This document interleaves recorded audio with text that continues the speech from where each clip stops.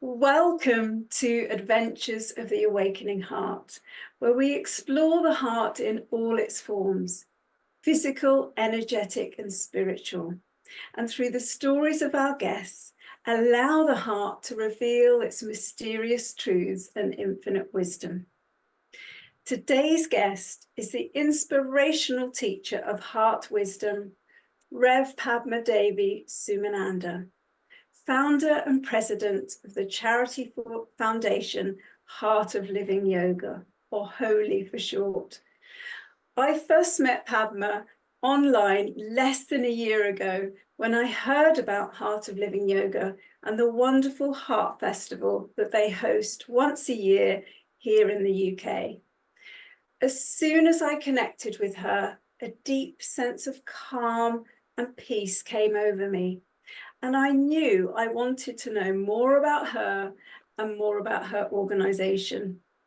By the end of that chat, I'd signed up for the 6-month heart meditation facilitation course, which I then started a few weeks later. Today, I'm really keen for you to learn about Padma and her organization. But most of all, I want you to have an experience of Padma's beautiful energy and her skill at leading us into the sacred space of the heart, so we can rest in the peace to be found there. Padma will facilitate this wonderful process after our conversation. I'm very much looking forward to that, as well as our chat. So wasting no time, let me welcome you, Padma. Hi, lovely to see you. Yeah, lovely to see you too, Liz. Thank you so much for inviting me to have this chat today. I really, really appreciate it. And, as Heart Tribe, Heart Community, as we join together more, it just feels so precious and helpful for the world. I think it is precious, but the honor is really mine. So thank you for being here. I really appreciate it. And so just to start then, in your bio on the Heart of Living Yoga website, and I will put the links under this interview, it says you've been seeking to know the truth since your earliest days. So I wanted to ask, if you'll allow me, when did you first begin to contemplate some of those big questions of life? My earliest memory of that is when I was 3. Yeah. And do you remember much about it and how it came about? That particular experience? I probably would focus on the inner experience of that, which was the experience of the seeker, who was being the witness at that time.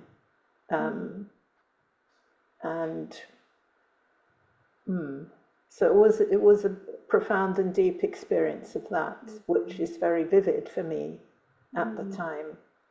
And it was, I will answer your question, it seems.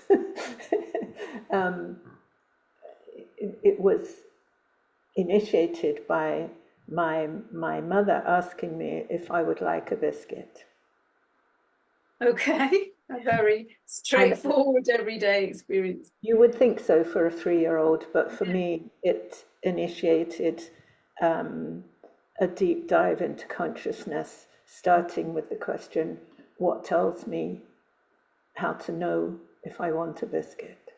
And then it followed along from there, and very quickly became, as I say, I don't know what to call it really.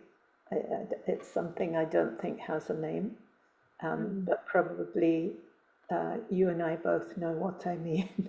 Would we call it silence or stillness or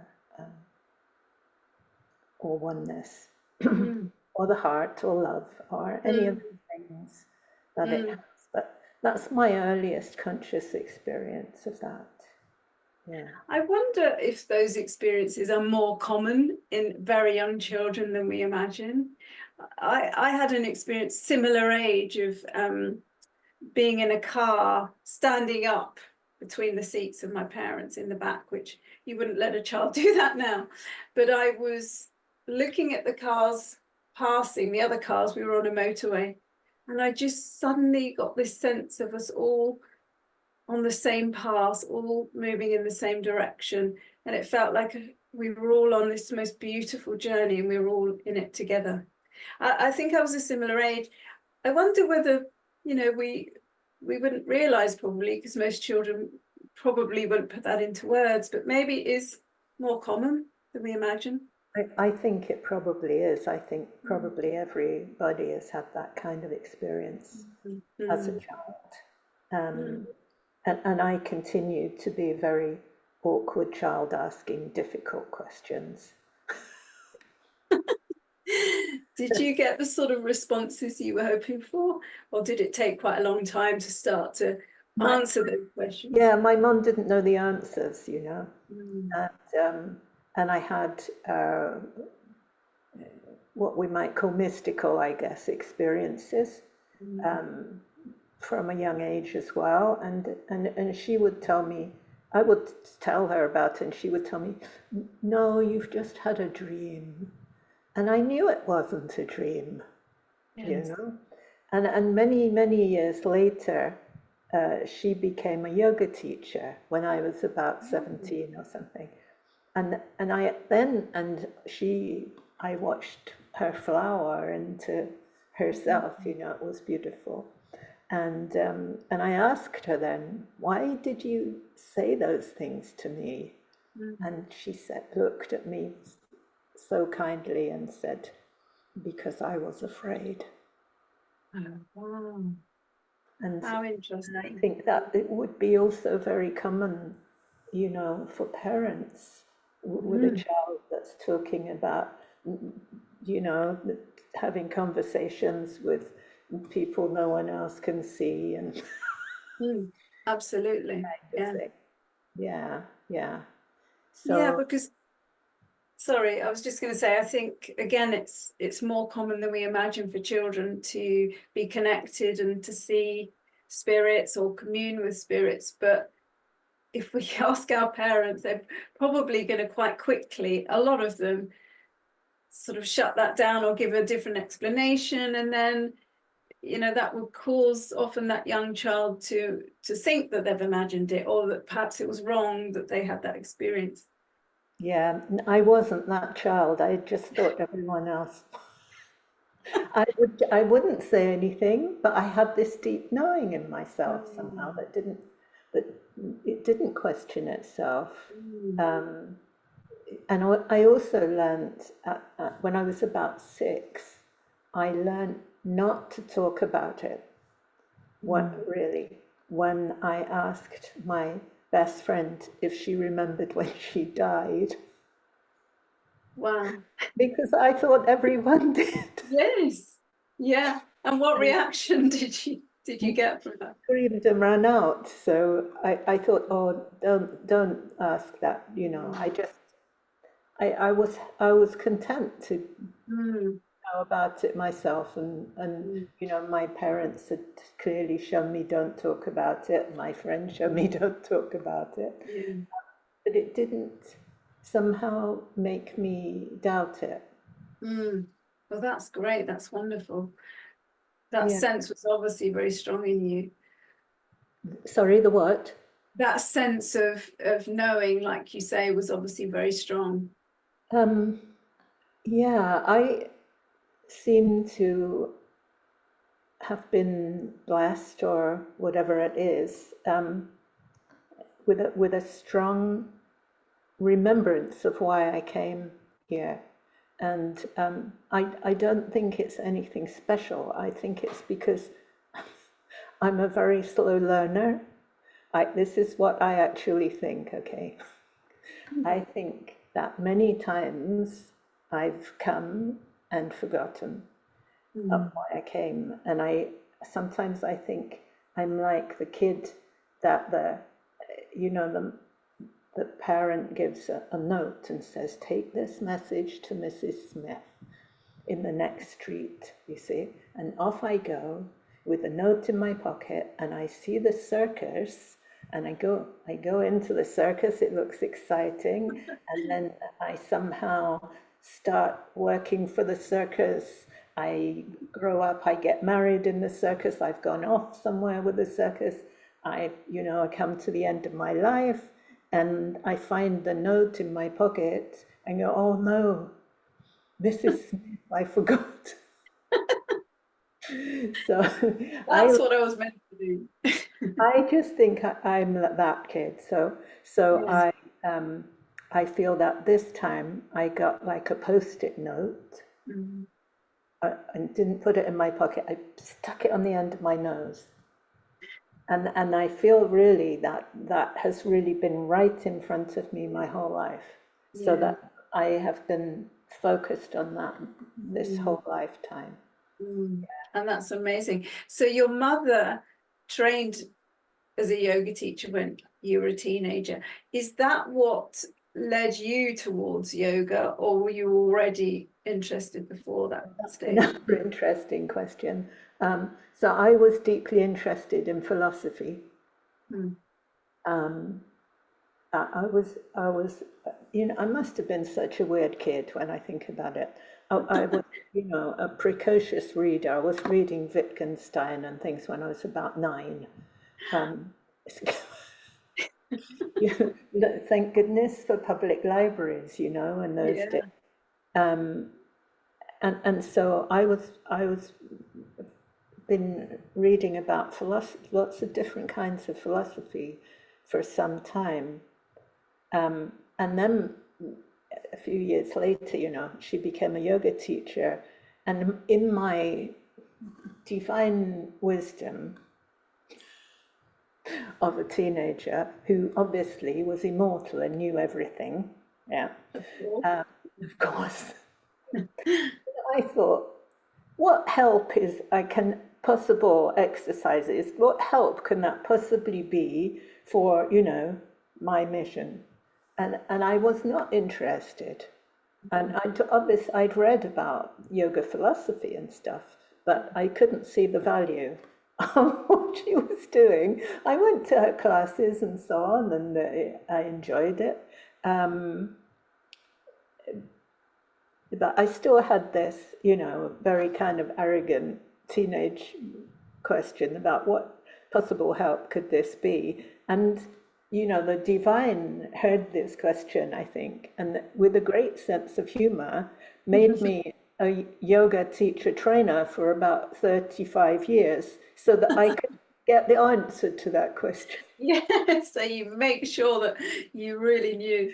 You Yeah. can find out So exactly what is the value, which is yeah. huge, of course. Yes, yes. And that's really been your life's path, because you could have obviously gone in many different avenues spiritually, but you came across your teacher, your correct me if I'm wrong, but probably your greatest teacher, Sri Swami Satchidananda, if I pronounce that correctly. Yeah, that's right. So how did that meeting come about? Can you remember how it felt when you How first it had that? felt. Yeah, well, I can tell you another, maybe, I don't know if this is okay or if it's what you want to hear, but I could tell you another story of my arrogance. Yes, yeah. Is that great? Yeah. In those days. And I hadn't been interested to go meet him. And I was saying, a friend invited me. I said, oh, it's a long way to go. Mm. And then she said, well, we'll come and meet up with your old friends and have some fun. And I said, yeah. So, and I didn't, at that time, I didn't know what a Swami was. I didn't know anything about anything at all. But I had heard about something called enlightenment, and I had heard that this person was supposed to be enlightened. And at that time, I had the very clear idea But this this mission, whatever its name might be, it could. I didn't call it enlightenment. Other people might have called it that.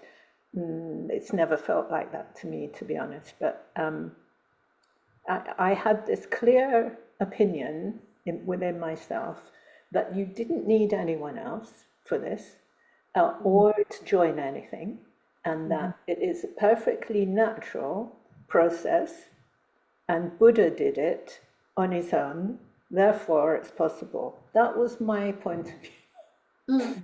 Okay, and my doubting mind was saying, this enlightenment business, maybe that's another fairy story.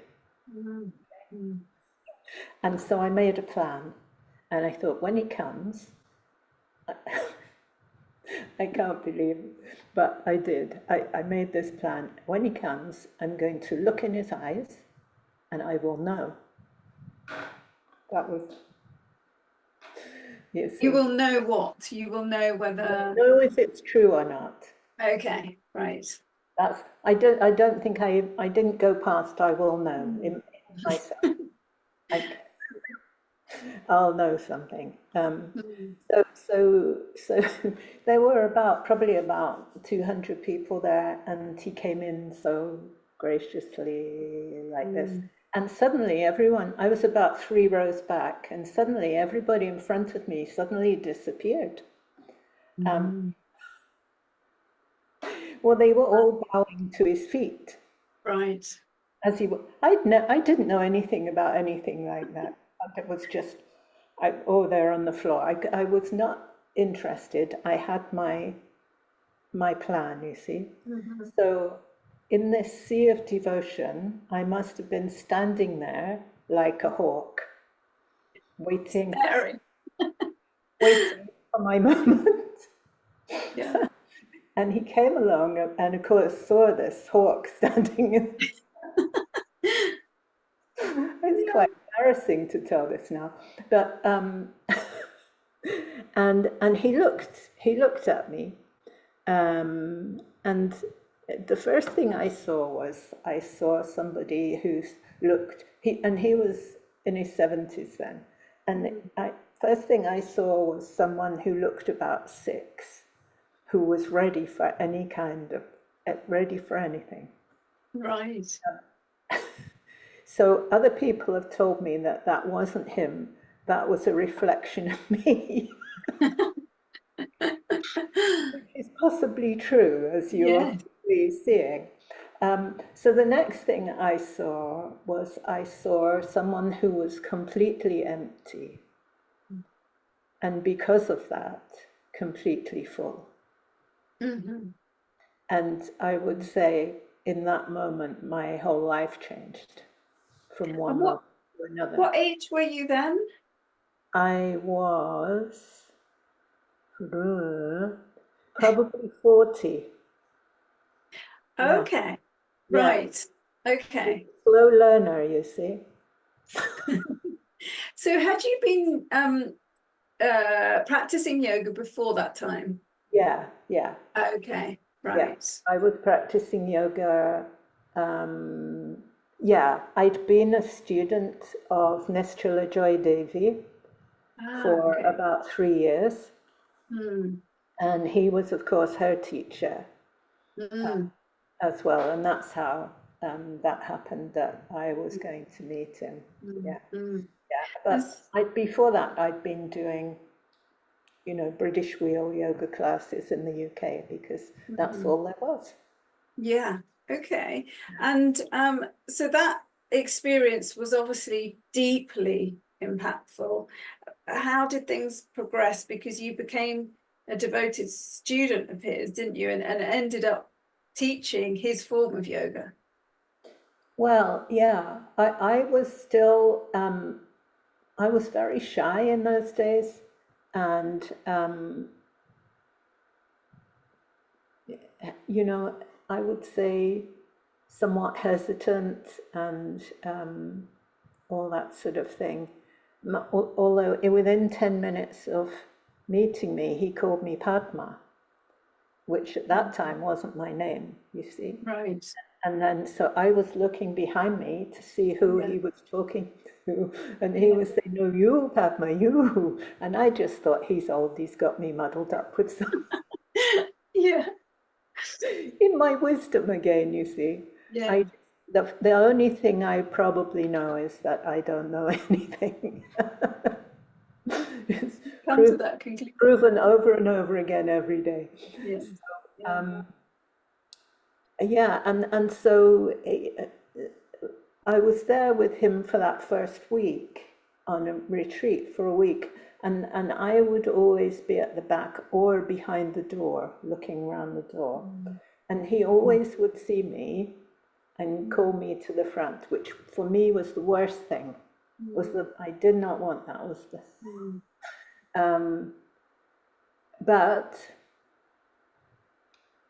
within 2 years of that, I was sitting on a stage with him, being interviewed and introducing him and giving this a guided thing about yoga, and all of this being filmed, and TV and newspapers and all this, without a qualm. Wow. Yeah, Gosh. Yeah. yeah, yeah. So who knows what that kind of grace is? But what I feel is the grace of it for me is that happened, and that I somehow had the wisdom not to step out of it. So So from you, there, it's just flowed. you know, you didn't step out, you dived right in by the sounds of it. Didn't feel like an option. It felt, delicious and everything. Yeah. Yeah. And yeah, it was a beautiful beginning of my path, I would say. I would say that's where it really seriously and perhaps began, and opened and flowered, and leading up to Heart of Living Yoga being born as a direct, I would say, result of that. Yeah, Yeah. because he told us, live in the heart and visit the mind when you need to. Well, this is a jolly good advice, you see, and I could see he was doing it, and he never told us how to do it. Never. You see, all the teachings were the traditional ones, and they're very, very valuable. But it didn't include, there are traditional teachings about the path of the heart, but they weren't included at that time. I would say they're still somewhat hidden in the yogic world, but that's a very ancient path, called Hridaya Nishta, which is abiding in the heart, or they sometimes call it Atmanishta, which is abiding in the soul. And for yogis, that's the same thing. Yes. So you've taken on that mission in a way to help people really find a way to come into the heart and connect with that. It seemed to find itself, to be honest. Yes. Yes. Present itself and teach itself through me, is what I would say. So his form of yoga is called integral yoga. How is that different, or how does it compare to other forms of yoga? Or is it different, really? How does that yoga? Well, it was, I said before that I was doing British Wheel of Yoga. Yes. Well, I found that form of yoga, which wasn't available in the UK in those days. And that form of yoga is based on something called the Rishikesh sequence, and also the 4 traditional schools of yoga, which are Raja, Bhakti, Jnana, and Karma yoga. They're the four traditional schools of yoga, not Shivananda and James. Yes. So it's a combination of all of those. And I discovered that every single class took me to the place I wanted to go. See, so there I was finding the answer to what value do these movements of your body have for your spiritual unfoldment. But even there, even within that tradition, they couldn't tell me why. Right. Or how. Why or how. So I, you know, still being that awkward child, I guess, I Determined, sure. asking these awkward questions. So I found out how it does that, and that is part of what we share in Heart of Living Yoga teacher training.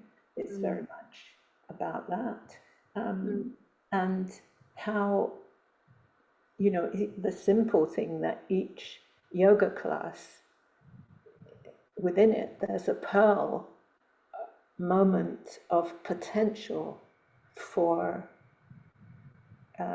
realization. Each class holds that potential within it, and the other kinds of yoga I've done, they don't have that. Yeah. Yeah. So would you say most of the yoga that's being taught now, just sort of your everyday classes, doesn't get anywhere close to some of those deeper, truer aspects of what yoga's really all about? Yeah, I'm sure there are a lot of really valuable yoga classes out there in schools. I'm sure that there are. There's also probably quite a few that are not so much.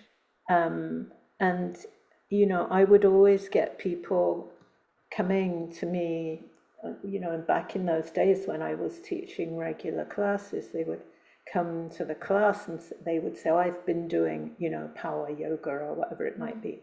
And I would say, why are you here? Because I was interested.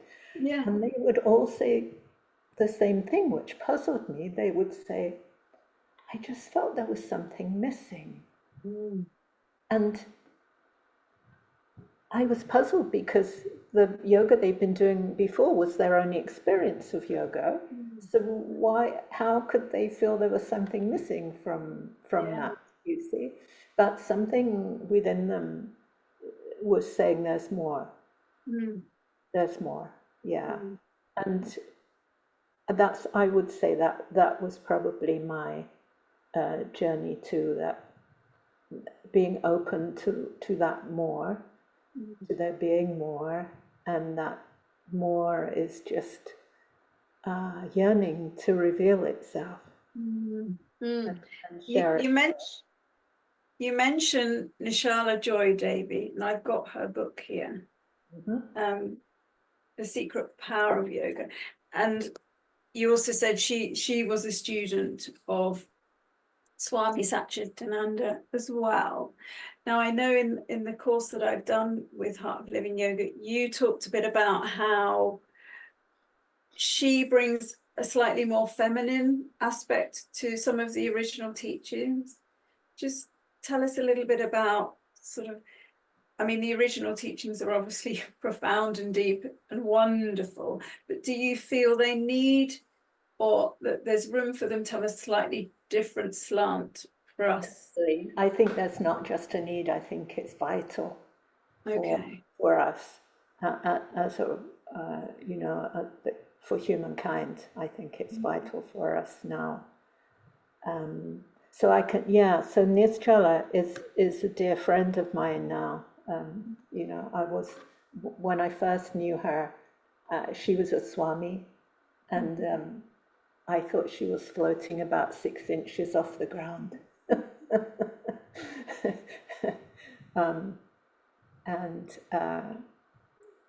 I still adore her, but I know that her feet are firmly on the earth.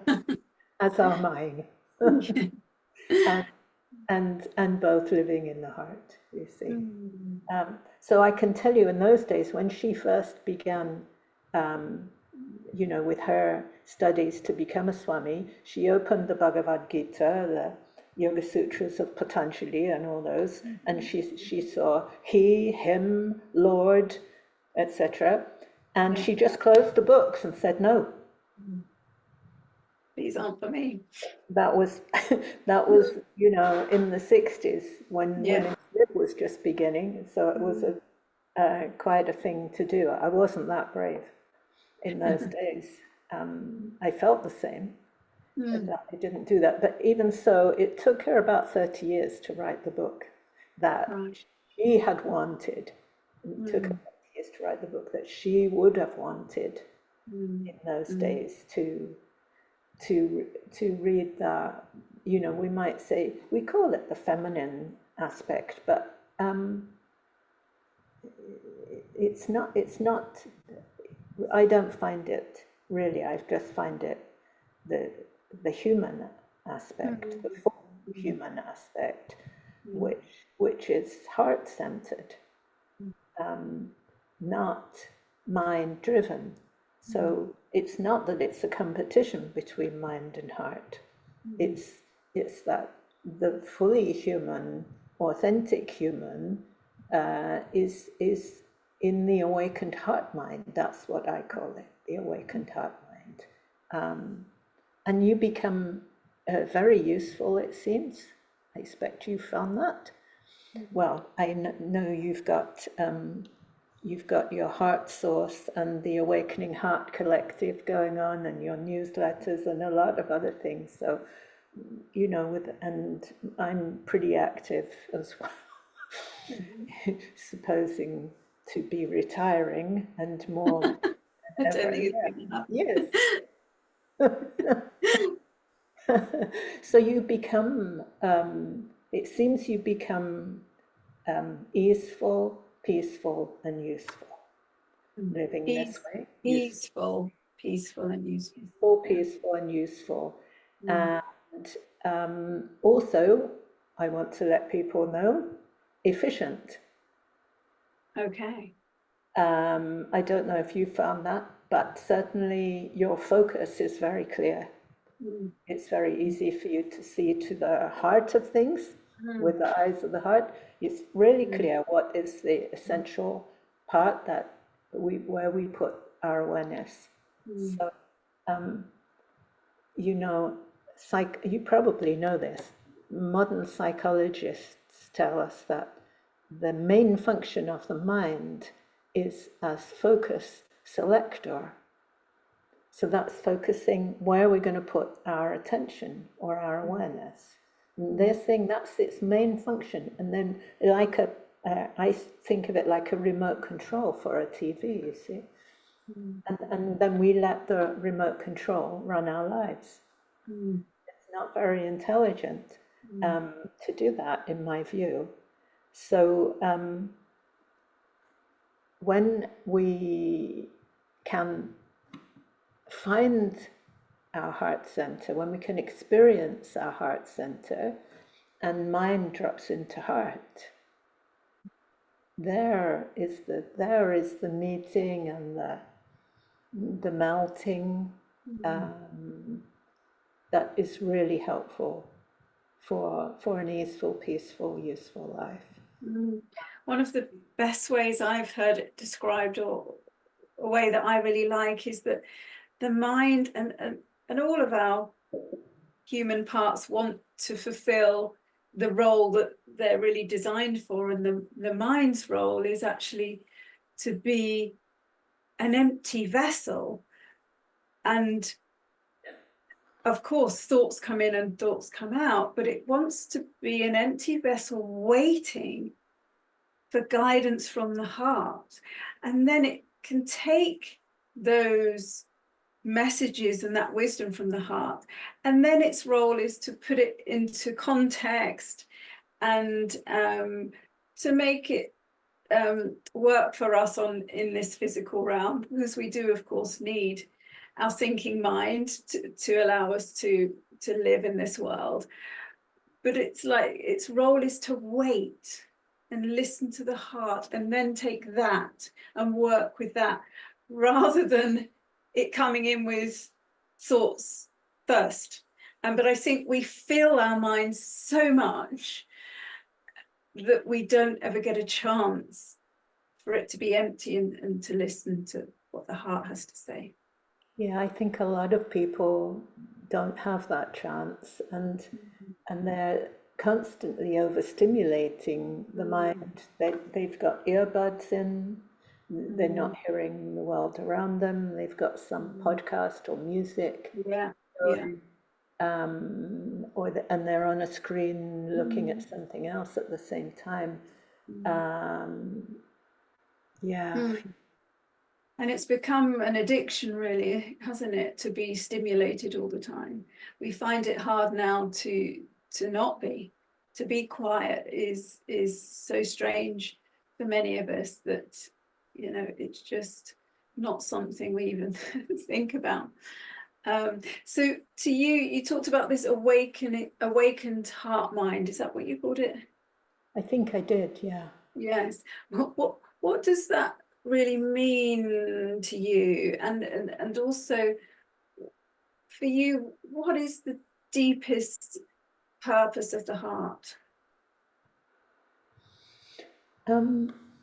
Yeah, I find awakened heart mind is a kind of translation of the Buddhist term bodhicitta.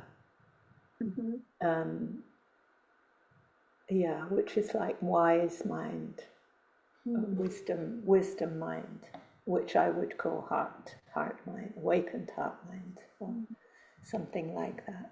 Yeah, and the deepest. Sorry, what did you say? The deepest what of the heart? The deepest purpose. What is the true purpose of the heart in our lives? A big question. Well, it is, and who knows if we could ever know the full answer to that. At the moment, I mean, there's, I can say things like that maybe it's for love to realize itself as us. So, a big part of the spiritual path is this path of undoism, not what I learnt from my teacher was a Hindu. I learned to undo and become an undoist.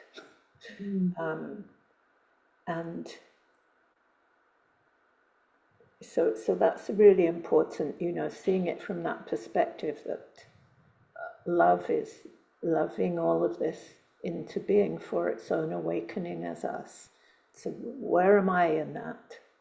The mind will say. And then hopefully the mind will go, aha, but that sounds like something I deeply would like. So perhaps I can, let myself experience this, and mind can melt into that. But further along from that, contemplating, from the point of view of consciousness itself, or the absolute, or however we might want to call it, or love, we could call it the same.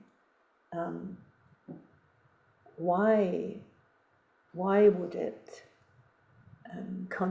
contract itself into these infinitely small fractals of you and me and everything? You see, that's the kind of awkward question that the 6-year-old still asking these questions. You see, why would it be doing this?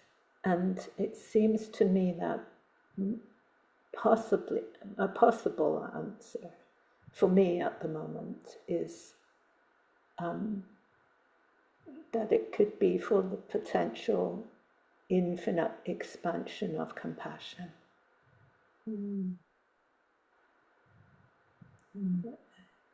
When I seem to connect with that and, you know, touch that,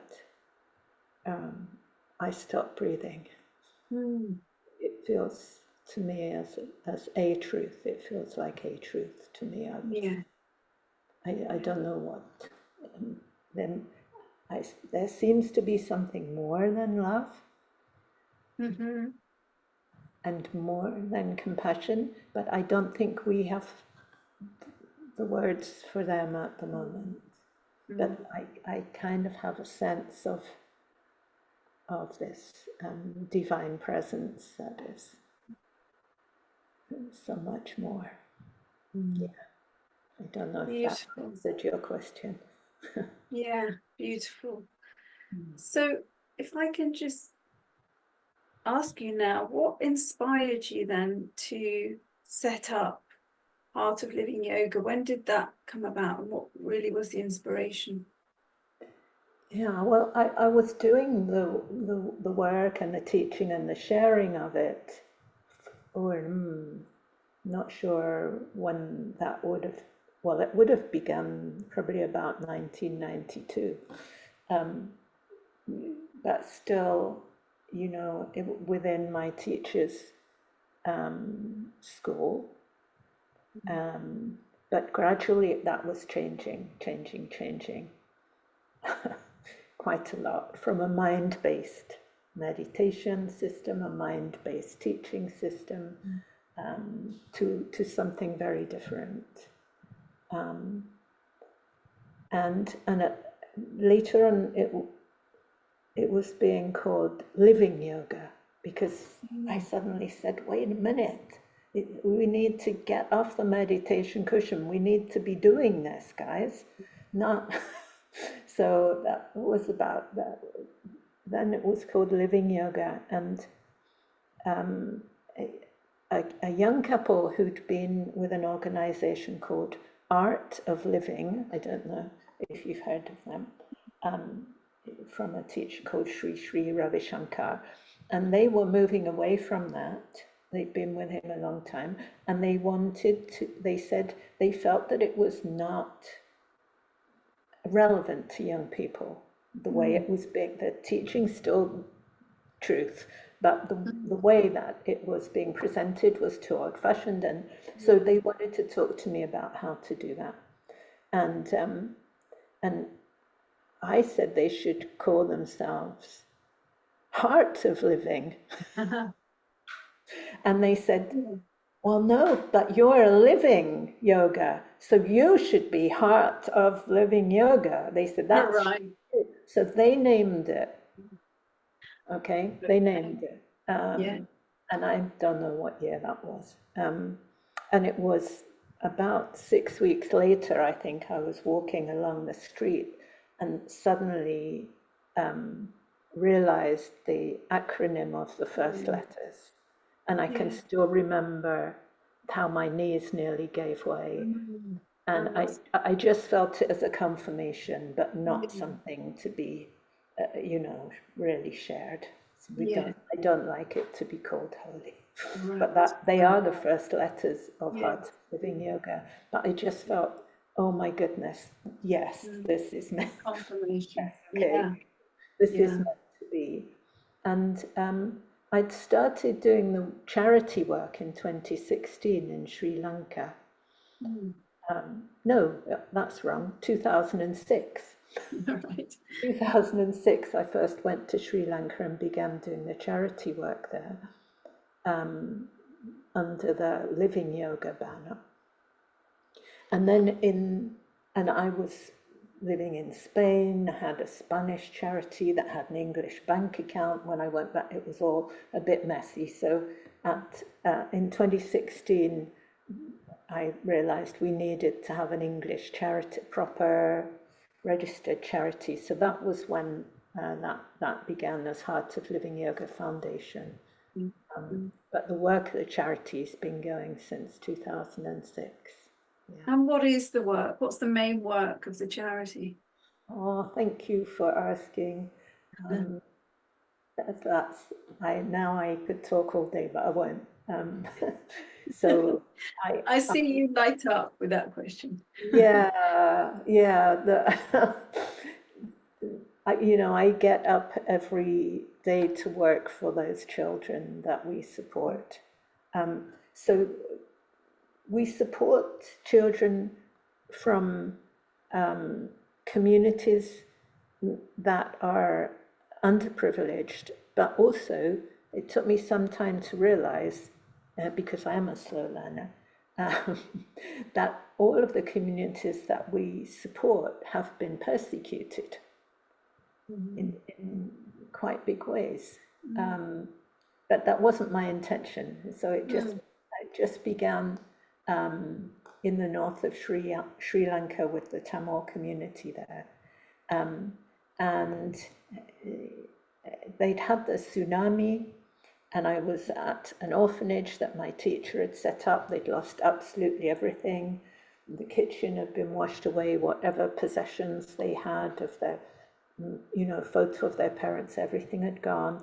And then some of them came to me and said, I suppose you know there are children worse off outside the orphanage. And it was as if I was hit in the heart.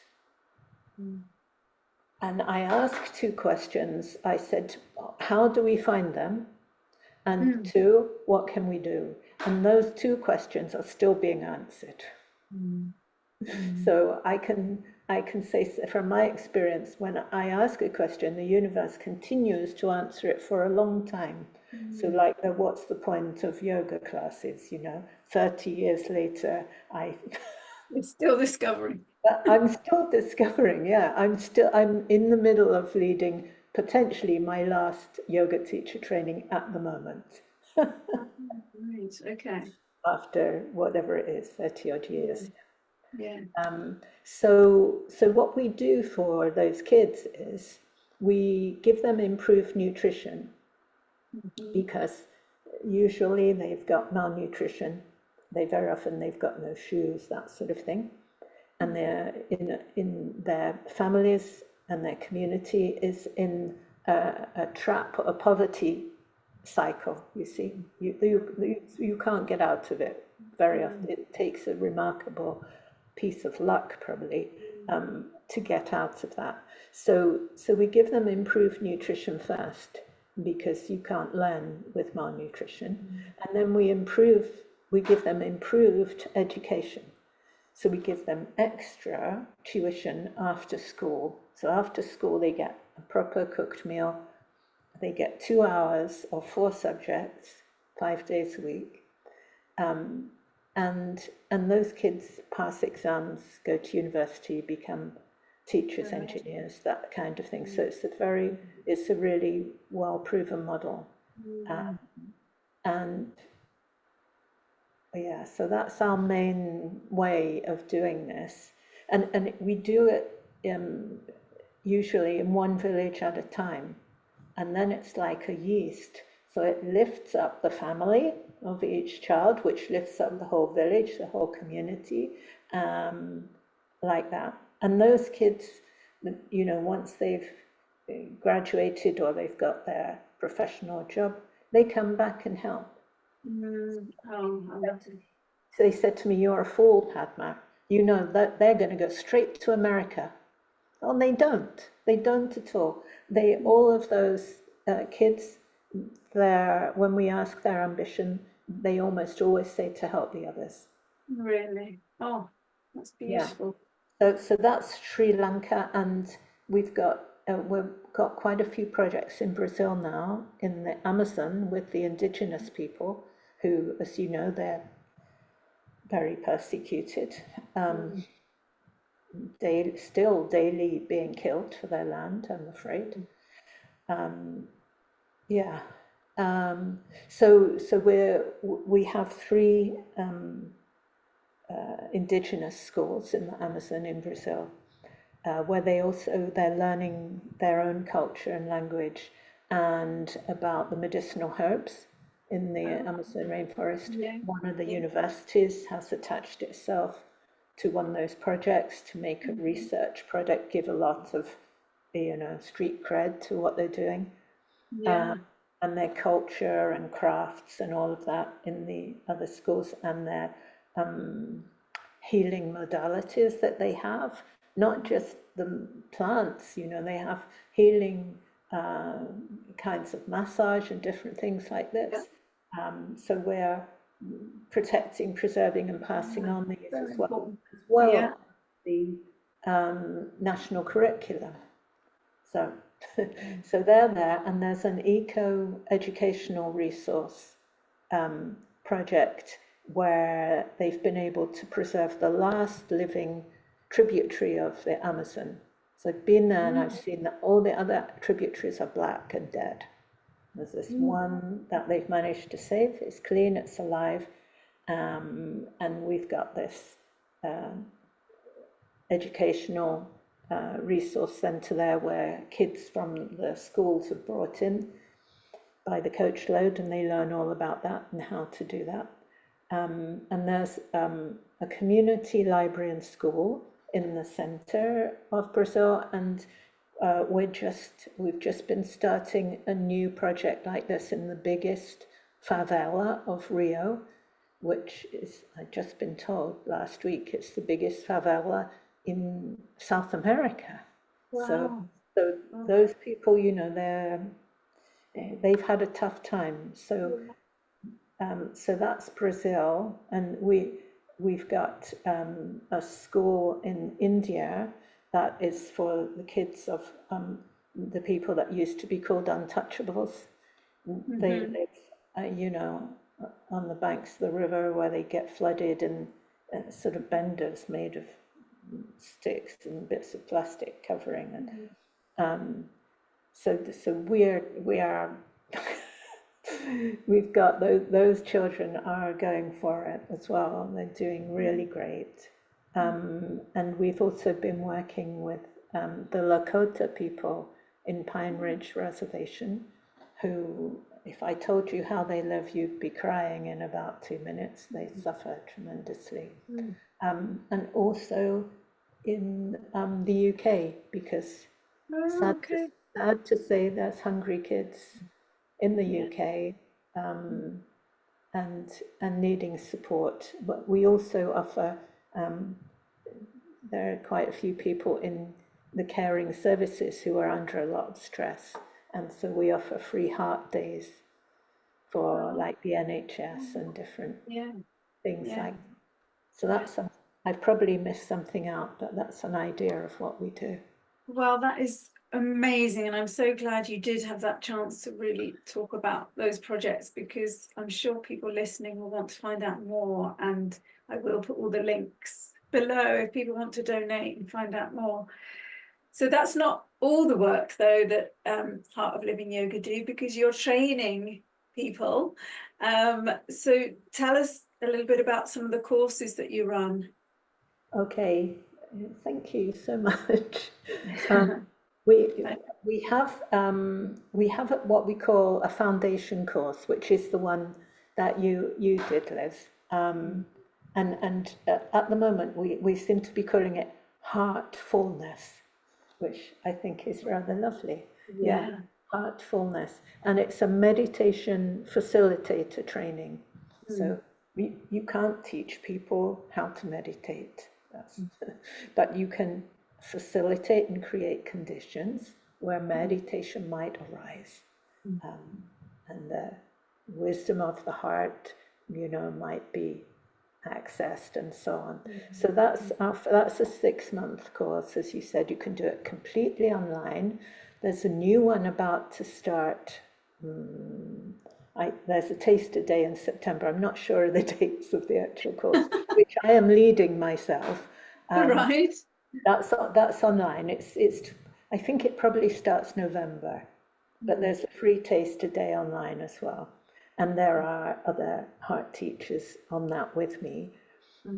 So that's 6 months, one weekend a month for 6 months, and at the end of that, as you know, you get a certificate, and you are indeed fully fledged to be able to lead, meditation groups and so on. as you wish. And there's also another one happening. I think it starts in January. I'm not quite sure, but it's completely in person, which is so delicious after all our COVID and Zoom years. Yes. And that's being led by our head trainer, Hashanima, who led your training in Northampton. So she's been doing combining in person and Zoom for a while, and now she's decided we're just going to be in person because it's so precious. Yeah, really great. So then once you've done that, it's our foundation course, because we've learned that if you don't do that course first, what we offer you later is not so accessible for you. So we ask everyone to do that first, and then there's the possibility to do Heart of Living Yoga teacher training, which is over another 6 months, but 3 weeks of it is residential. So it's a residential immersion, living and breathing yoga from 6 a.m. to 10 p.m., 7 days a week during that residential time, and the rest of it is online. So that's always popular, but there's one going on at the moment. So if you're interested in that, you can sign up for one of the foundation courses and you'll be ready. Be ready, yeah. The residentials, do they happen in the UK or? Well, this year it's part of it's in Portugal. We've just had that hit. I live in Portugal, so that's really handy for me. And the other 2 weeks here and 1 week in the UK. So that might change, although it's really lovely to do that here. Yes. In the sunshine. And then for people who don't want to, follow that path of hatha yoga, or be a yoga teacher, we have something that is called the Heart of Healing, where it's a 12-month course. It's in 3 parts, it seems. It's still leading us, so that we've discovered that it's much deeper than we originally might have thought it to be. We've had 3 part 1s of Heart of Healing, and we've had the same people, not all the same people, but we've had some people doing it 3 times because they've realized, I need to deepen into this. I need to deepen, because the first part is about healing yourself. So it's about you learn what is healing, what is healing, which is another awkward question I might have asked. Another big one. What is it? And so we facilitate the possibility for everyone to discover that within themselves, within their own experience. And that's the first step, the first year of Heart of Healing. And then after that deepens into being able to share what you've discovered with family and friends. And then the third part is for those people that want to make it into more of a career. Yes. But we share a lot of different modalities and ways to access healing, which is the same. It's like the one light that shines through everything as everything. The healing is the one healing too. Wow, there's a lot for people to discover if they want to find out more about these courses. There's Art Festival as well, of course. Yes, we'll come to that. One thing I just wanted to say is, going back to the course I did, as you said, a foundation course, heart meditation facilitation. I joined that course thinking, well, I've been running heart meditations for quite a long time. What am I really going to learn? But it was connection with you that made me think I need to do this. And talking about arrogance, as you did right at the beginning, in my arrogance, I wasn't sure if I was going to learn a lot more, but oh my goodness, I really did. And I think the key thing was to really drop even deeper than maybe I was before into the experience of the heart, which, you know, sometimes when you run a meditation, and as I was probably doing more before, I was talking people through that process. Whereas now, having done that course, I do some of that, but I allow people to just rest there in that quiet and to experience their own heart and to deeply experience. And so the course gave me so much. So yeah, I really wanted to say that. But yes, let's talk about the Heart Festival, and another amazing thing. Well, I will, but you've just reminded me of another course that we have, which is heart ministry, and Okay. that's really that's people. It doesn't have to be, but normally it's people that have done the foundation course and one of the other, the Yes. healing or the yoga teaching courses, and then they just go, I want to go deeper. Yeah. I want more. There's more. I want more. And the first ministry course lasted for 3 years, which I felt I was letting them go at their own pace, but I eventually thought, letting them be a bit self-indulgent, I think I need to wind this up. And the next group, I said, it's 12 months, and that wasn't long enough. So they ended up Right. doing 18 months. So that's Okay. about right. But they also now want to deepen again into various aspects of, like transition from life, ministering, and different things like that. So I think we've got 33 heart ministers on the planet now, Wow. which is really beautiful to know that they're Mm. there, people who are living a life of loving service to all, Mm. selfless Mm. service to all, I would say. Beautiful. Yeah. So tell us about the festival now, because that hasn't been going that long, has it? No, last year was the first one. So, Oh, right. yeah, Yeah. a group of within the heart community decided that they wanted to make a fundraising event for the charity, and we'd been having before. I'd been leading for about 16 years some retreats called Opening to Grace that lasted once a year, lasted a week, and they developed into a kind of festival, mini festival, with all these different musicians and singers and different people coming throughout the week. And so they've taken that as the kind of model, but now it's like a retreat style festival instead of a festival style retreat. So there's heart meditation every morning and every evening. And one of the key things that I've learned over the years about nurturing community, particularly perhaps a yoga community, or we might say a spiritual community, there are three things that I found are important. And one of them is cooking and eating together, and then praying together or meditating, we might say, together, and playing together. Mm. And so that's what happens at Heart Festival, to the ultimate degree. So last year was the first one. It was amazing. It was wonderful. It was really wonderful. I could not believe that I was there and it was happening. I just had my eyes like this. Wow, Yeah.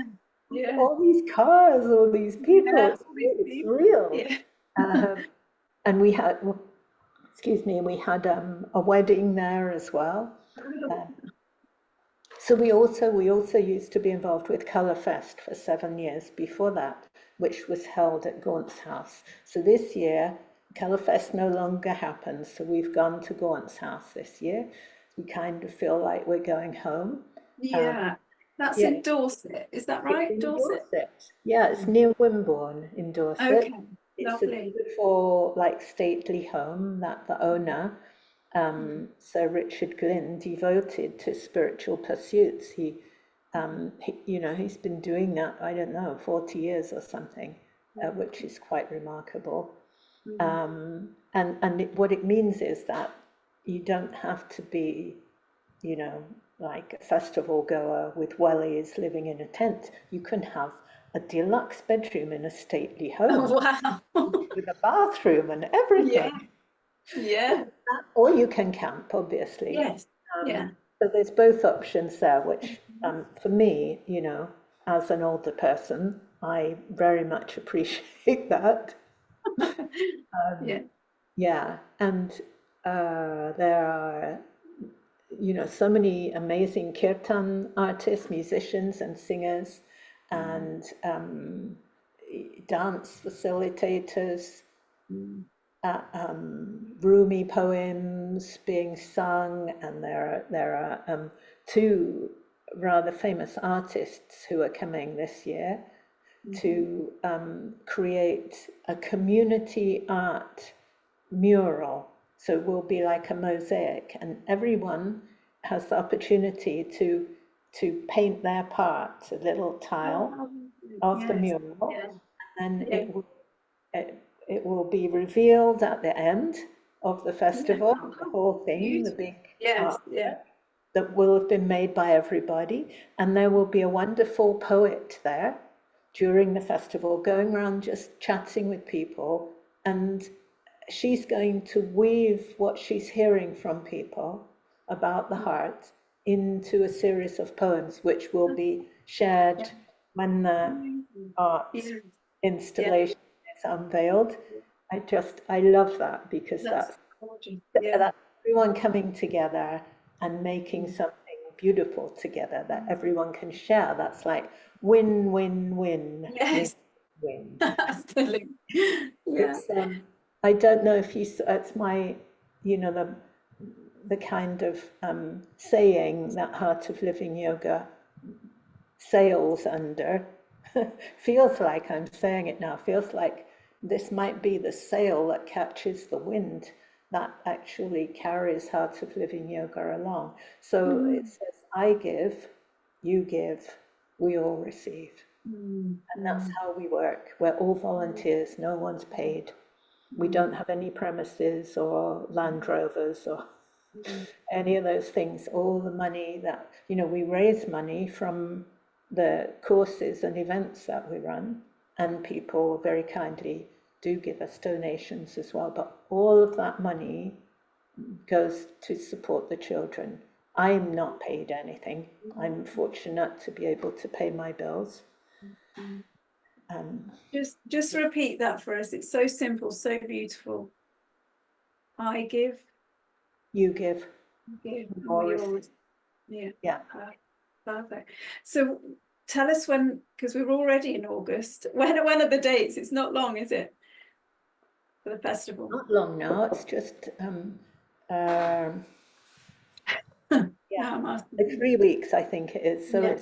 it's the 23rd to the 26th of Okay. August. It's the bank holiday weekend Mhm. at Gaunt's house. And if you want to know more about it, it's the website is www.heartfestival.co.uk. So the Nice and festival's got simple. its own website. Okay, I will put all of that below Okay. this video so people can find it easily. Padma, this has been a really beautiful conversation. I knew it would be, and we've covered a lot, and I'm so glad we did.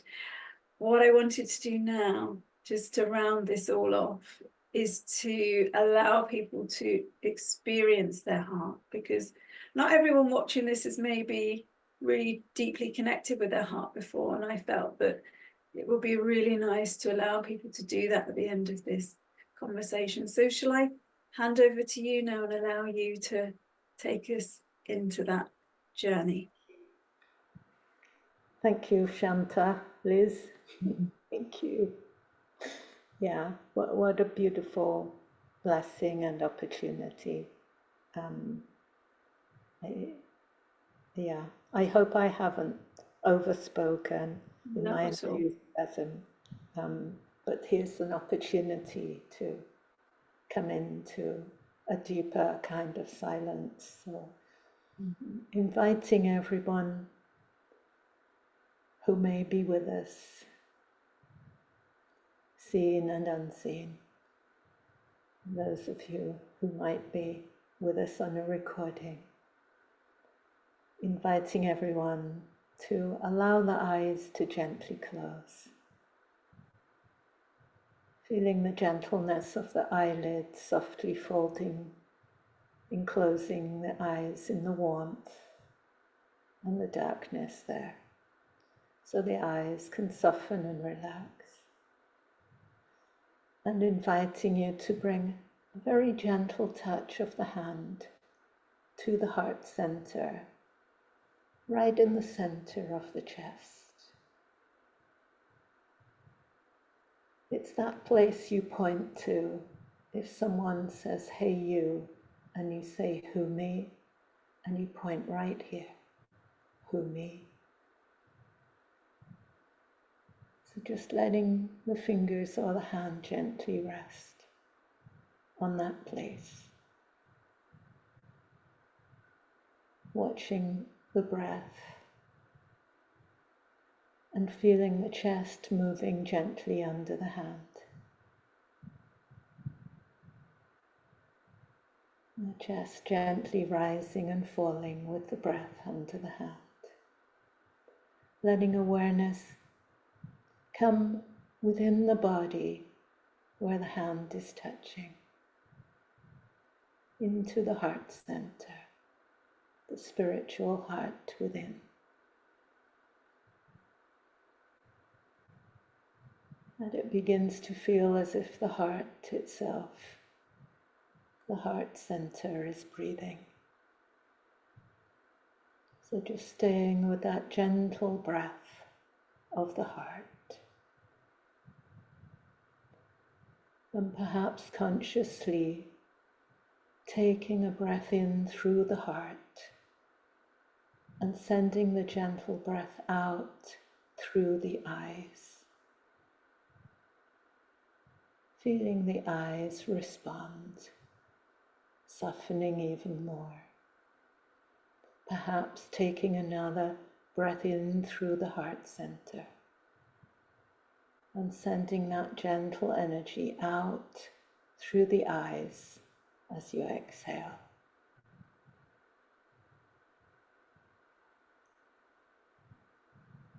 And perhaps that's so nice, we take one more breath in through the heart and let the gentle energy flow out to the whole face,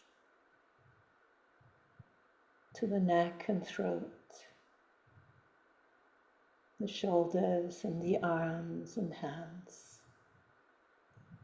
feeling the gentleness flowing through the whole body, down through the legs into the feet and out through the toes. Feeling the whole body connected with the breath of the heart. And as the body meditates within itself,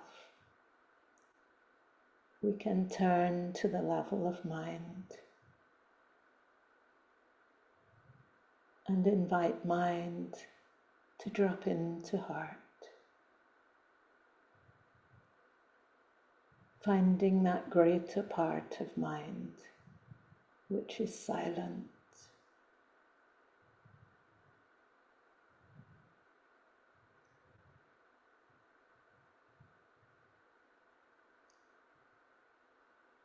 The greater part of ourselves which is stillness.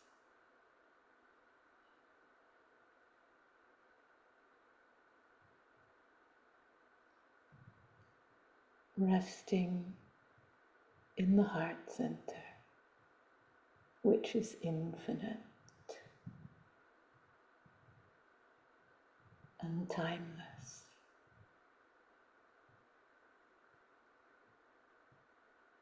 coming home to yourself and resting there.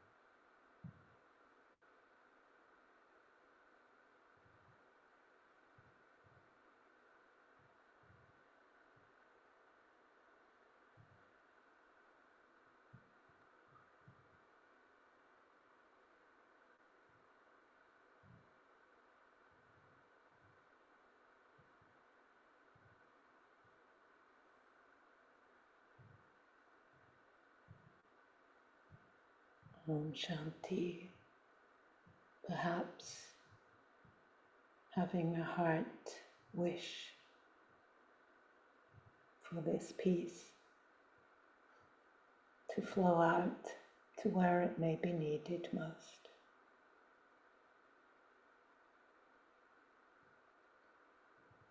Perhaps allowing a heart intention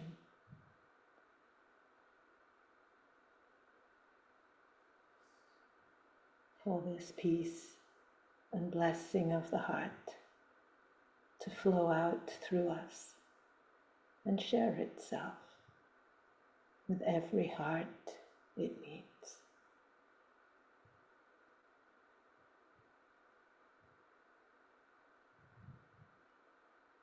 Letting ourselves become a channel, an instrument, a radio of heart blessing. Om Shanti, Shanti, Shanti. Peace, peace. May peace be with us all.